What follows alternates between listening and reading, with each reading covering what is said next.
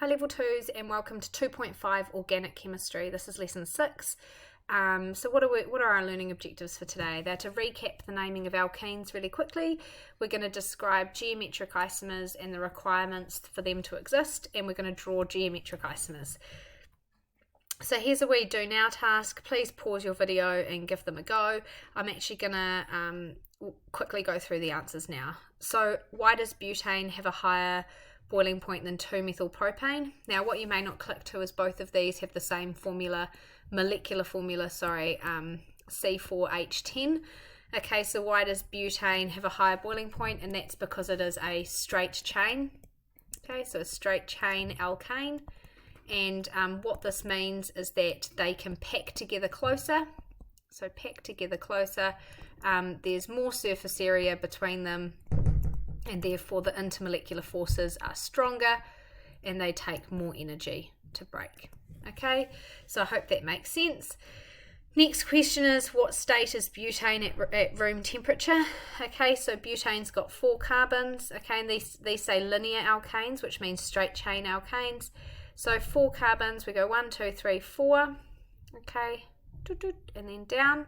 Okay, so you can see here that this is the boiling point, so turning from a liquid to a gas at 0 degrees, which means that at 0 degrees it'll be a gas, and so at 25 degrees it'll still be a gas. So room temperature is between 20 and 25 degrees, so it'll be a gas. Why is hexane not soluble in water? Okay, so hexane is not soluble in water because the intermolecular forces between hexane and hexane molecules and the intermolecular forces between water and water molecules are stronger than the intermolecular forces between water and hexane, and so therefore it does not dissolve. So onto the lesson. So alkenes. So the functional group of an alkene is a carbon-carbon double bond. Okay, alkenes form a homologous series. Remember, that just means that each new one differs by a CH2, and they're classified as unsaturated. Now, none of this should be completely new because we've mentioned this before. Unsaturated means that they've got double bonds and that atoms can be added to the molecule. So there are still basically, you can still add things to the compound, which is why it is unsaturated. Chemical reactions always happen at the double bond. Okay, so that's the reactive part of these molecules, the double bond. So we've already done some naming, and you can see here that here is ethene with 2 carbons. This one's propene. When we're naming them, we give the parent chain the parent chain is the one that's got the double bond in it, and the double bond's given the lowest possible number. Just having a look here with this alkene, this is just a really simple ethene, and you can see here that what the bond angle is, or the shape is as well. So each carbon is actually, if you look here, trigonal planar in shape, which means that the bond angle is 120. Okay, so you're going to make these with molymods today, and therefore you can actually see this bond angle for yourself. So let's just recap naming really quickly. So we identify the parent chain. It's the longest one with the double bond. So in this case, 4 carbons. We give the double bond the lowest possible number. So here it's going to be carbon 1. And we must state where that is. So it's going to be but1ene. We can have cycloalkenes. These are not assessed in level 2, but the reason why I bring it up is because we use cyclohexene, because it's a liquid at room temperature, to do some bromination practical work. So just so you know, cyclohexene is just hexene, but in a ring. So cyclohexene. So geometric isomers, the whole point of this lesson. So what is a geometric isomer? So a geometric isomer is when atoms have the same order of connectivity, okay, but their atoms are arranged, or groups of atoms, in space differently. And this means that they'll always have the same name. So this one's quite hard to get your head around. And so I'm going to show you here using some molymods that I've got. So if we just look here, this is a small double bonded molymod here, and you can see I've got 2 hydrogen atoms up here, and these are actually oxygen atoms down below, but they could have been anything, so it doesn't really matter what they are, just that they're different. Now what you'll see is the fact that if I have them connected like this, the name, let's say that these were chlorines, okay, these red ones are chlorines for the sake of this, then this would be 1,2-dichloroethene, okay. Now, at the moment you can see, because the double bond is like it is, I can't actually rotate this at all, okay, so I can't move it, so we've always got to have 2 white atoms above and 2 red atoms below. There's nothing I can do about that. So if these were to switch places, so if the red and the white were to switch places, it looks different. Okay, so now you've got a red and a white above and a red and a white below. But actually its name's still the same because it's still 1,2-dichloroethene, but it looks different. And so that's what a geometric isomer is, where they've got the same order of connectivity, so they're attached to the same atoms, but in space they look different. Because in space, this one's got a red one below and a red one above on this one, or if you put it back this way, the other way, you've got a red below and the white above. And so they actually look different even though they've got the same name. And that's what a geometric isomer is. Now, there are some requirements, and you have to be able to regurgitate this. This is an excellence question in your exam. For a geometric isomer to occur, each carbon atom, so the carbon atoms are the black, so each one of these must have 2 different atoms or groups of atoms attached. So this carbon here has got a white atom and a red atom, so hydrogen, and we've said these are chlorine, so they are different, so that meets the criteria. The other atom here, this other carbon atom, sorry, of the double bond, has a hydrogen and a chlorine atom. These are different, so this meets the criteria of the double bond. That's the first criteria. The second criteria is that there must actually be a double bond, which this also has, because what happens with a double bond is there's no rotation, so you can't move it. You can like turn the whole molecule, but it's still the same. You've still got 2 reds on the same side and 2 whites on the same side in this example.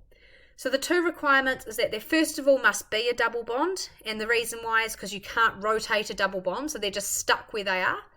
The second thing is that each carbon atom of the double bond must have 2 different atoms or groups of atoms attached. Now, looking at this example here, if you've got the atoms that are the same on the same side, so you can see here I've got 2 reds on the same side and I've got 2 whites on the same side, this is called a cis isomer. And if they're on different sides, so if I flip one to the other, then this is a trans isomer. Okay, so cis is when the same groups are on the same side. Trans is when the same groups are on opposite sides of the double bond. And we talk about it's on the side of the bond where, like, if the double bond is kind of the middle here. Okay, so in here, horizontal. So different, okay, these are different. Trans, if they're the same, which I'll just show you, okay, then this is going to be cis. Okay, now at level 2, there'll always be a common group for you to use. So whichever one the common group is on is what that structure is. So there'll always be one thing that's attached to both of the carbon atoms of the double bond to make that easier for you to identify. You can have cis-trans isomers with all of the atoms or group of atoms being different, but we don't deal with that just at this level. So just to show you a different alkene for comparison, this here would be 1-chloroethene if we were making reds chlorine.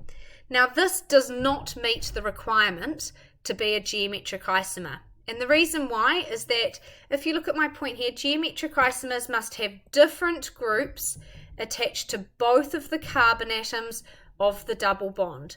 And if you look at this one here that I'm showing you, this carbon atom of the double bond here has got a hydrogen and a chlorine, so they're different, so we're good. But this carbon atom has got 2 hydrogens, which are the same, and that means this cannot exhibit geometric isomerism. And the reason why is because you could rotate this in any way and it doesn't make it any different.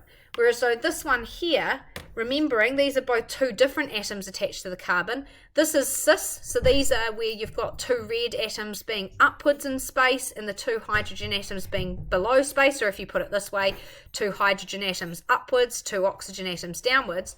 We can actually make that look different by making it a trans, so having 1 down and 1 up. It's still got the same name, but it's actually a different molecule. If you actually look at that, it's actually structurally quite different. Okay, so let's move on. Okay, this is the second bit of notes on the fact that they occur. Why do they occur? Because there's no free rotation about a carbon-carbon double bond. Okay, so atoms are locked in a fixed position. Now, I do have some more molymods here, and if I can quickly make one up, I can show you, or even just to show you this bit here. Single bonds, when you do this in the class, they can actually rotate really easily, and so that's why single bonds can rotate, but double bonds can't, because they're attached to two atoms. So that's really important to kind of understand, is that single bonds, okay, can rotate really easily, but double bonds can't. And if you're not in class right now and don't have molymods, I'm doing my best to show you here, but the rest of the class you guys will actually do this. So you can kind of see here, these can actually turn. You should see that the bonds are moving. So single bonds can rotate, and if I go back to my double bonds cannot rotate at all, and that's why these are fixed in their positions. Okay. So you can see here, this structure here is cis-butene. So let's just talk about why it's butene. First of all, you've got carbon 1, 2, 3, 4. Okay, so it's but and the double bonds on carbon 2. And it's cis because the two hydrogens are below and the two CH3s are above. It can be geometric as these are both different. Okay, let's look here. This is trans-butene. Butene again because 1, 2, 3, 4. Okay, it's trans this time because the two hydrogens are on opposite sides. Okay, so the requirements are just making sure we've understood this. So there must be a double bond because there's no free rotation, so atoms or groups of atoms are locked in space, and there must be two different atoms or groups of atoms attached to each carbon atom of the double bond. So if we look at butanene here, you can see that it has a double bond, so meets the first criteria. This carbon atom of the double bond has a ethyl group, and this carbon atom has a hydrogen, so they're different, so that part works, but this carbon atom has a hydrogen and a hydrogen. These are the same. That doesn't work. If we look at butene, this carbon atom's got a methyl group and it's also got a hydrogen, so they're different. And this carbon atom's got a hydrogen and a methyl group, so that's different and that works as well. Okay, so butene, when you've got two different atoms or groups of atoms, and we say group of atoms because methyl is a group of atoms, it's not an atom. So that's why when you hear me say the definition, I'm always like two different atoms or groups of atoms attached, because this is a group of atoms, it's not an atom. Okay, and so butanene doesn't exist as geometric isomers because there are two hydrogen atoms on the carbon atom of the double bond. So properties of geometric isomers, so they have different physical properties because their structures are slightly different, but their chemical properties are very similar. Okay, and we always know that physical properties are affected by structure. So if the structure is slightly different, the physical properties will be slightly different. So this first task is nice and quick. I'd like you to work out whether these are cis or trans, and if they will be geometric isomers. So this first one here, first we check there's a double bond. Well, there's a double bond on all of them, so that requirement's there. This carbon's got a CH3 and an H, good O. This one's got a CH2, CH3 and an H, good O. Okay, we look for a common. H is common, they're on the same side, so this is cis. We can actually name this 1, 2, 3, 4, 5. 5 carbons, the double bonds on carbon 2, so this is pent 2ene, cis pentoene. Okay, so this one here is the opposite of the same one, and so this one's going to be trans pent 2ene. So this one here, this is actually a carboxylic acid. Now we've not really seen this as a shorthand way of doing this here, where there's it's saying 6 carbons, that would be 7, 8, 9. Okay, so non-anoic acid. Haha, it's a bit of a funny one. Okay, and it's also got a double bond. Oops, I forgot to do the double bond there. But if we forget about naming for just a second here, because before I run out of video, you've got 2 common species here, the H on either side. These are different. These are different. So this would be a cis isomer, and this one here, the H's are on opposite sides, and this would be a trans isomer. Okay, final task is for you to name the following as being cis or trans. I'm going to pause the video and I'll be back in a second with, there's the answers there so you can see them and check.